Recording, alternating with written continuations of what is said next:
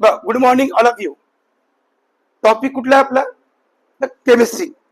Chemistry related. तर periodic table कुठला? Periodic table modern. कुठला? Modern periodic table. तर मॉडर्न पेरियोडिक टेबल एकदाच बनला का? तो लगेच बनला का?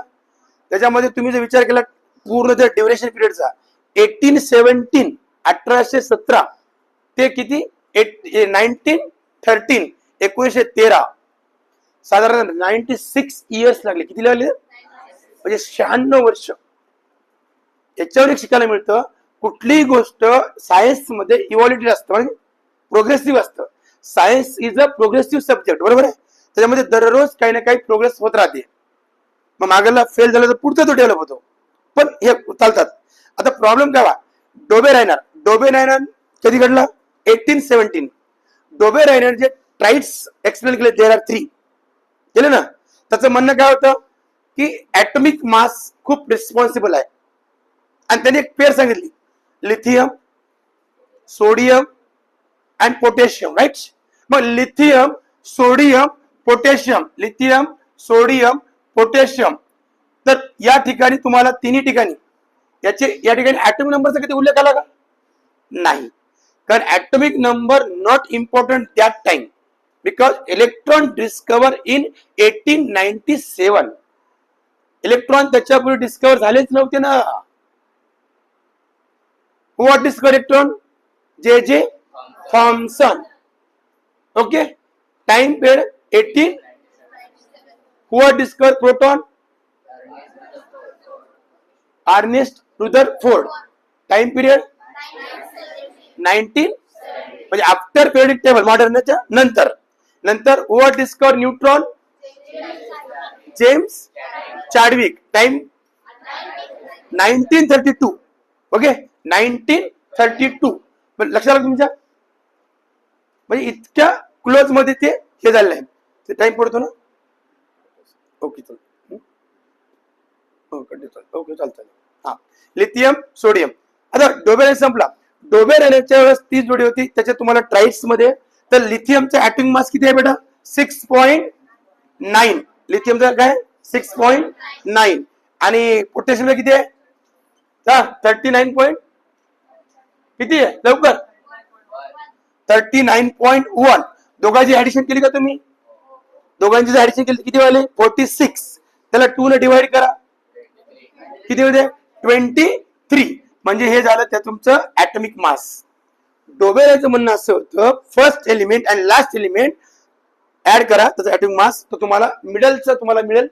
परंतु डोबे रायनर अनसक्सेसफुल का झाला? कारण त्याचे जे रूल्स आहेत त्याचे जे नियम्स आहेत फक्त काही एलिमेंटला लागू झाले. संघर्ष don't love shoot in. Okay. तर लक्षात. तर याच्यामध्ये काय झालं? ऍड झालं. आता ऍटॉमिक मास शो कशाला करतो आपण? नाही, ऍटॉमिक मास आणि ऍटॉमिक नंबर शो नंबर कशा करतो आपण? ए आणि झेड. झेड न काय करतो? Atomic number. ए न ऍटॉमिक मास. बर. डोबे रायनर किंवा न्यूलँड्स या त्याच्यानंतर मेंडेलिव्ह, दिमित्री मेंडेलिव्ह या तिघांनी जे टेबल मांडले या सगळ्यांचं एक कॉमन बेस होता तो ऍटॉमिक मास. ते पण इन्क्रीजिंग होता. कसा होता? इन्क्रीजिंग. मग सेकंड कोण? न्यूलँड्स. न्यूलँडचा कालावधी कोणता आहे? 1866. 1866. त्याचं म्हणणं काय होतं? ते सारे गम पद निसा. सारे गम पद निसा. पहिलं 6 तर शेवटचे 6. त्याचं म्हणणं फर्स्ट एलिमेंटची जी प्रॉपर्टीज आहे जी क्वालिटीज आहे तीच क्वालिटी तुम्हाला 8व्या एलिमेंट मध्ये मिळेल. ऑक्टेव्स म्हणजे अष्टक. मग त्याने पण जवळपास 56 एलिमेंट मानले. 7 8 56 7 पेअर्स मानले त्याने. बरं. न्यूलँड्सनी. मग त्यांनी जे एक्सप्लेन केलं त्यांनी पण ऍटॉमिक मासलाच आधार दिला होता. पण आठवते का? आपण बघितलं इक्का बोरॉन. बघितलं का? काय काय बघितलं आपण? इक्का बोरॉन. नंतर इक्का सिलिकॉन. इक्का ऍल्युमिनियम. आता मला इक्का बोरॉनचं नंतर नाव काय ठरलं? नाही, इक्का बोरॉनचं नाव नंतर काय ठेवलं? राईट. आणि इक्का त्याच सिलिकॉनचं काय झालं पुन्हा?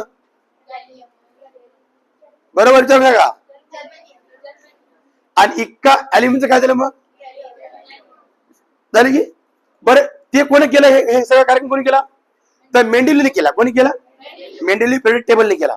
ते 1869 टू 1872 म्हणजे न्यूलँडच्या जवळपास 5 ते 6 वर्षांनंतर, राईट. मग यांनी केलं. मग त्यांनी जे वॅकंट प्लेस केले त्या ठिकाणी, वॅकंट रिकाम्या जागा, त्यानंतर पुढे बरोबर झालं. त्या ठिकाणी काय मॅच झालं? ऍटॉमिक मास मॅच झाला, बॉइलिंग पॉइंट मॅच झाला.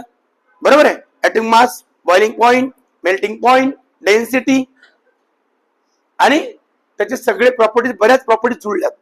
हा, हे सोडून द्या की अप्रॉक्सिमेटली आले. काय आलं? अप्रॉक्सिमेटली आलेत. त्याच्यानंतर बघा, म्हणजे आतापर्यंत सगळ्यांनी काम कशावर केलं? Only one character, atomic mass. आणि मग तुम्हाला काय झालंय? ऍटॉमिक नंबर वर काम करणारा व्यक्ती आहे हेनरी मोस्ले. हेनरी मोस्ले का करू शकला? कारण 1897 जे थॉम्सननी जे इलेक्ट्रॉन शोधले त्यानंतर. आता इलेक्ट्रॉन मध्ये तुम्हाला मी आता सांगितलं होतं की सेंटर मध्ये जो एखादा ऍटॉम असतो, ऍटॉम साईज खूप छोटी आहे. सगळ्यात लहान पार्टिकल इन द वर्ल्ड म्हणलं तर कोणता? ऍटम. म्हणजे ऍटमचे जे सेंटर पॉइंट आहे त्याच्यामध्ये प्रोटॉन आहे, न्यूट्रॉन आहे आणि त्याच्या आउटर ऑर्बिट मध्ये काय फिरतात? इलेक्ट्रॉन्स. मग प्रोटॉन पॉझिटिव्ह, न्यूट्रॉन न्यूट्रल आणि त्याच्या बाजूला फिरतात इलेक्ट्रॉन्स. तर इलेक्ट्रॉन तुमचे निगेटिव्ह आहेत ना, बरोबर आहे. म्हणजे निगेटिव्ह चार्ज. आजही जे करंट येतो आपल्या इथं ना, हे निगेटिव्ह आणि पॉझिटिव्ह वर ग्लो होतो, माहिती? हे फिजिक्स मध्ये शिकवतो. येईल चॅप्टर पुढे आहे आपल्याला, काळजी करू नका. तर निगेटिव्ह चार्ज आणि पॉझिटिव्ह चार्ज यांचं इम्पॉर्टंट आवर लाईफ.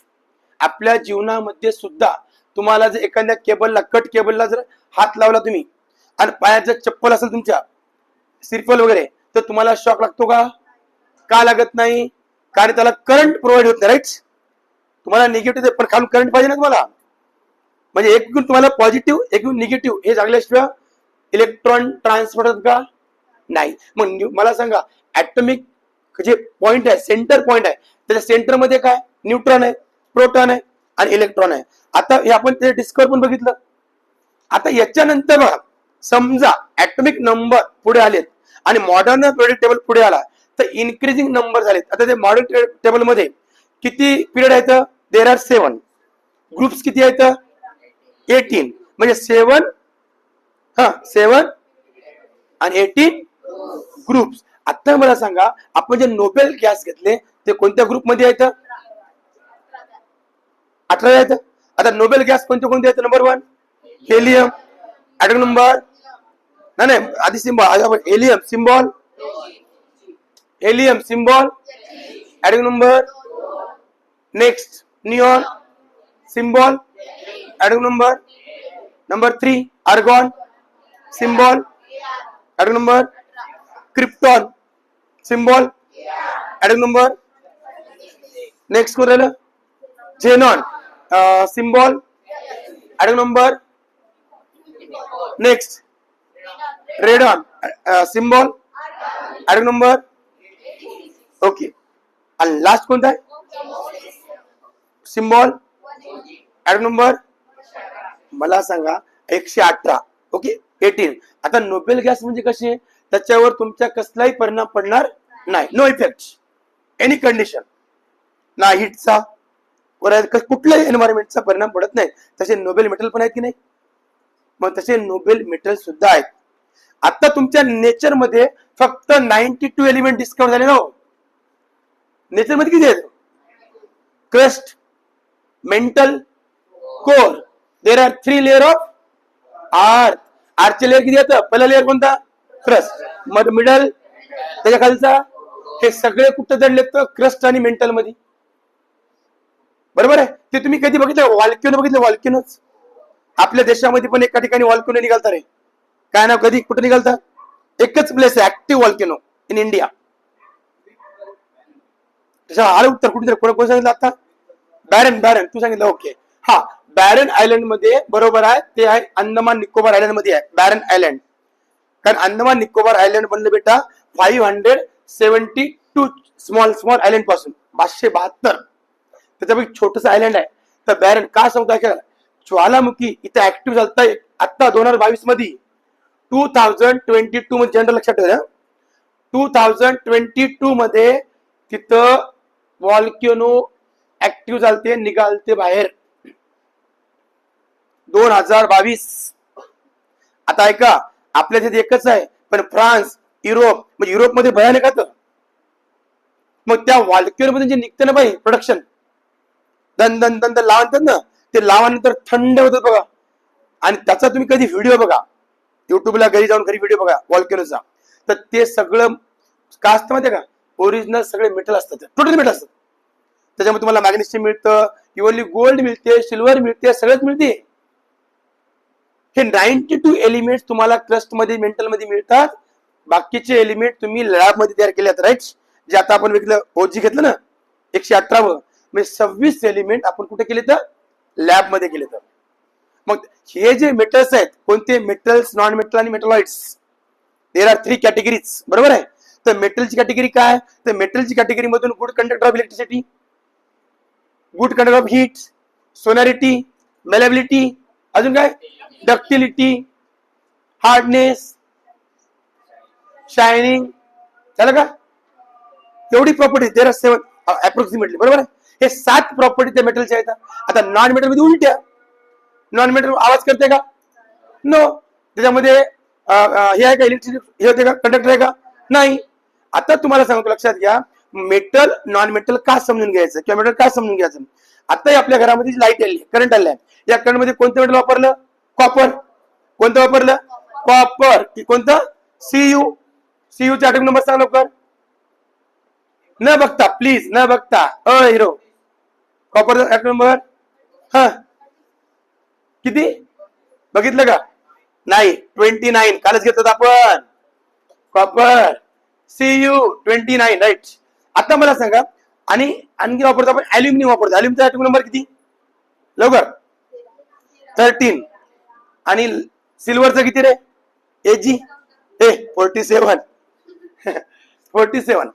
ओके, बघा, कॉपरचा सीयू ॲटॉमिक नंबर 29, अल्युमिनियमचा ॲटॉमिक नंबर, त्यानंतर सिल्वरचा एजी 40.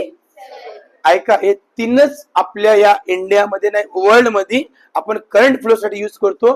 पण आपल्या घरामध्ये कॉपरच का वापरतात, कारण कॉपर स्वस्त आहे, आपल्याला परवडते ते. या फॅन मध्ये कॉपर आहे. आता मला सांगा, फॅन मध्ये सिल्वर वापरलं तर किती भाव होईल. सिल्वर किती महाग आहे, 2.5 लाख रुपये किलो. त्या फॅन मध्ये बनवण्यासाठी लागते साधारणतः अर्धा किलोच्या आसपास. तर फॅन परवडेल का. मग आता कस लक्षात घ्या, मग सिल्वर कुठे वापरतात, सिल्वर यूज करतात हायएस्ट प्लेसला. इस्रो मध्ये यूज करू शकतात, तुमच्या होमी बाबा सेंटर मध्ये यूज करू शकतात, ऍटॉमिक पॉवर प्लांट मध्ये यूज करत असतील. कारण जिथं करोड रुपयाचा लॉस होऊ शकतो, त्याच्यातून इलेक्ट्रॉन इकडे तिकडे हे होत नाही, एकदम ट्रान्सफर, शॉर्ट सर्किट होत नाही. आपला फॅन का जळतो माहितीये का, कारण आपल्यातलं रेजिस्टन्स पॉवर इथलं जे असतं ते वेगळं असतं. पण कॉपर परवडते म्हणून आपण यूज करतो. आपण अल्युमिनियम का वापरत नाही, याच्यापेक्षा कमी रेजिस्टन्स पॉवर, जास्त पॉवर कोणाच्या, त्या अल्युमिनियमचे, ते आपल्या घरामध्ये यूज करत नाही, ते रोडवरच्या खांबावरती यूज करतो आपण.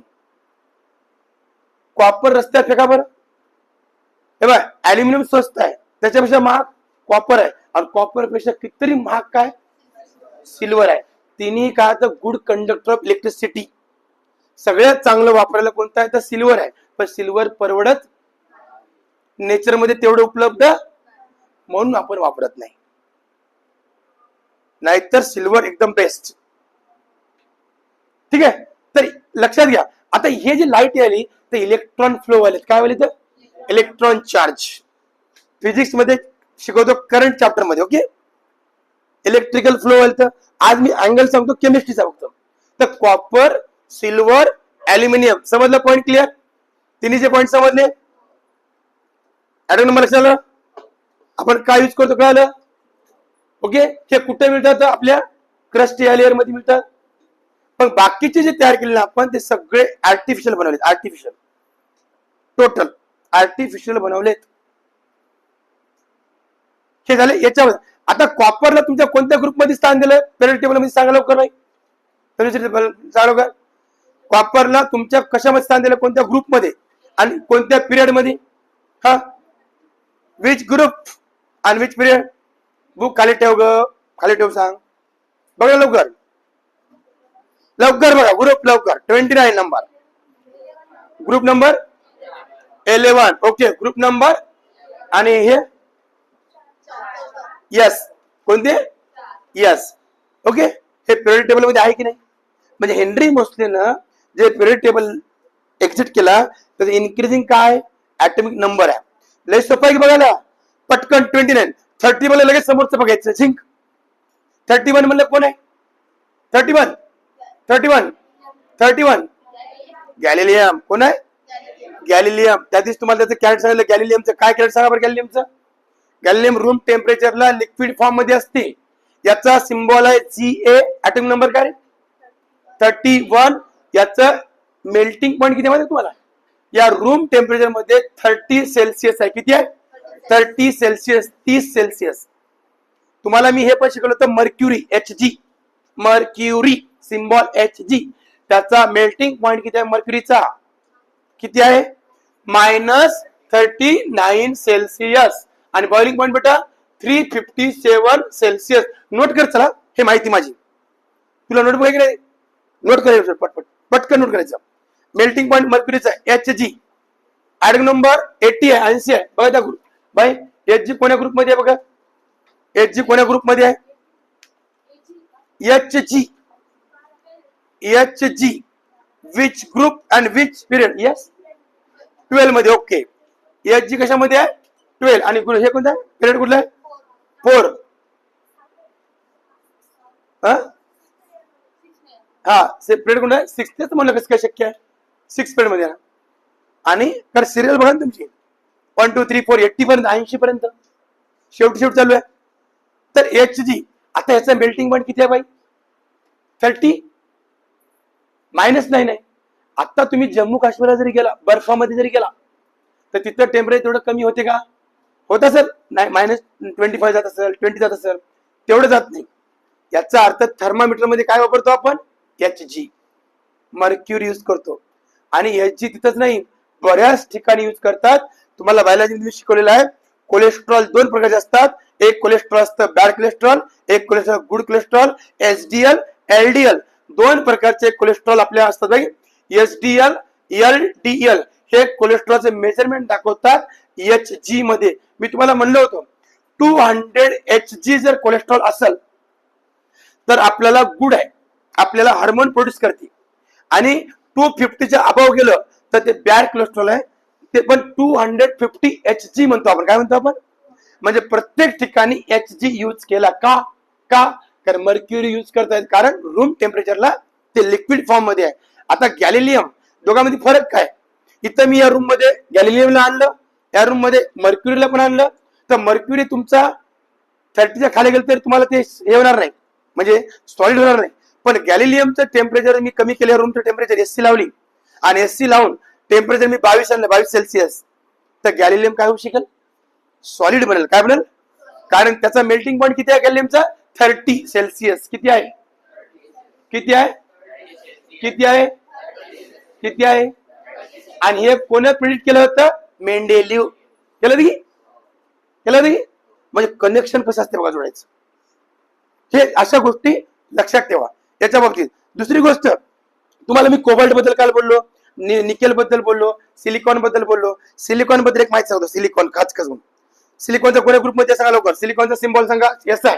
ऍटॉमिक नंबर सांगा लवकर 14 नंबर.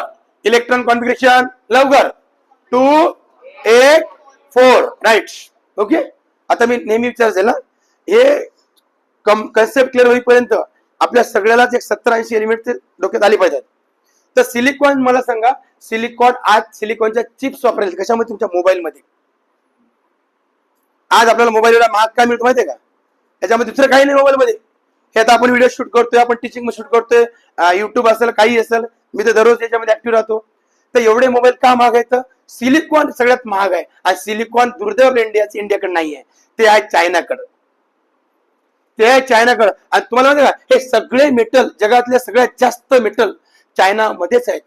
फक्त गोल्ड बद्दल सांगतो, गोल्डची सगळ्यात मोठी खाण कुठल्या देशामध्ये आहे माहिती का? South Africa. तिचं नाव आहे किंबरले माइन. कोणती माइन आहे? Kimberley mine. कोणती माइन आहे? Kimberley mine. सगळ्यात मोठी सोन्याची खाण जर कुठं असेल तर साऊथ आफ्रिकेमध्ये. नोट करून ठेवायचं. कोणती माइन? Kimberley mine. आता किंबर्ले माईन जी आहे सगळ्यात मोठी लार्जेस्ट माईन आहे. आता इंडियामध्ये तुम्हाला कोणी म्हणलं हे सोन्याची खाण कुठे आहे रे, सांगा बरं. होय सांग बरं, तू पण, तुला येते का, सांग सोन्याची खाण कुठे इंडियामध्ये. गोल्ड माइन इन इंडिया नाही सांगतो.